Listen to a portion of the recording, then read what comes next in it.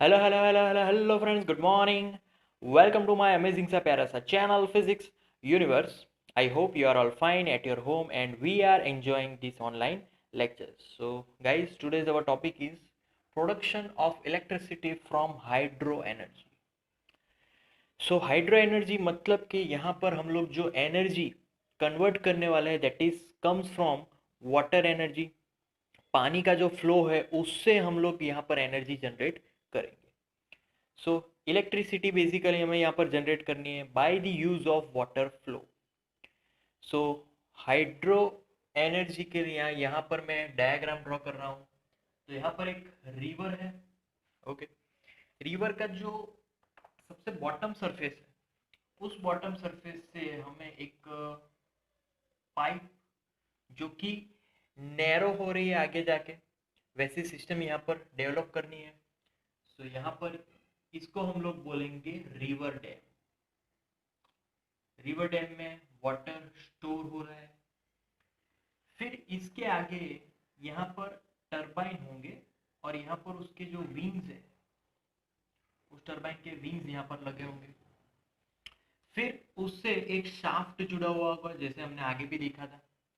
That shaft further which is connected with two magnets here.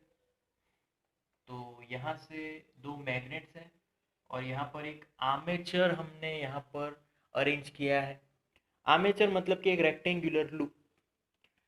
फिर उस loop को आगे जाएगा और यहाँ से दो टर्मिनल हमें मिलेंगे कि जिससे T1 एंड T2 टर्मिनल की जिससे हमें इलेक्ट्रिसिटी का जो आउटपुट होगा, इलेक्ट्रिसिटी हमें यहाँ से मिलेगी इस टर्मिनल से T1 T2 से। ओके, सो ये this one is our north, this one is south. Okay, now basically what happens here.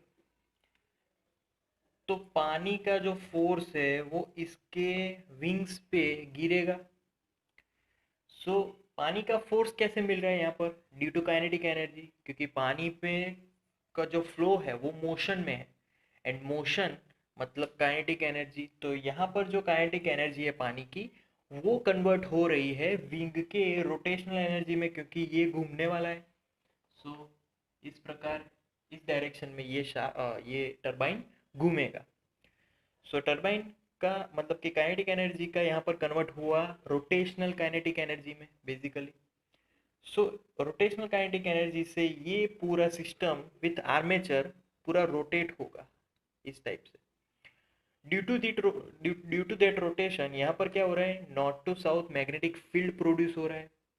Magnetic field की ये डायरेक्शन है टुवर्ड्स डाउनवर्ड डायरेक्शन। तो due to the rotation of armature यहाँ पर magnetic field change हो रहे हैं। So here we get changing in magnetic flux. Due to changing in magnetic flux, here we get induced EMF in this wire, and due to that induced EMF, we get induced current, and after all, we get electricity through this terminal. So this is how we can generate the electricity from the force of water flow. तो हमारा जो source है basically यहाँ पर कौन सा source है? Kinetic energy का source. Kinetic energy is converting into electrical energy here. So that is the simple principle of hydro energy. अब ये जो हाइड्रो एनर्जी है वो कितने डिस्टेंस पे रखेंगे? तो जो जो वाटर डैम है, जो रिवर डैम है, उससे 10 मीटर की डिस्टेंस पे ये टरबाइन हम लोग रखने वाले हैं। तो 10 मीटर की डिस्टेंस पे तो उसको नीचे ही रखना पड़ेगा, क्योंकि वाटर का जो फोर्स है वो डाउनवर्ड डायरेक्शन में लगेगा ड्यू टू ग्रेविटी। सो ये थी हमारी हाइड्रो एनर्जी। हाइड्रो एनर्जी से जो इलेक्ट्रिसिटी जनरेट हो रही है वो हमारे इंडिया के मतलब ग्लोबली इंडिया के मुकाबले सिर्फ 23% है अब तक।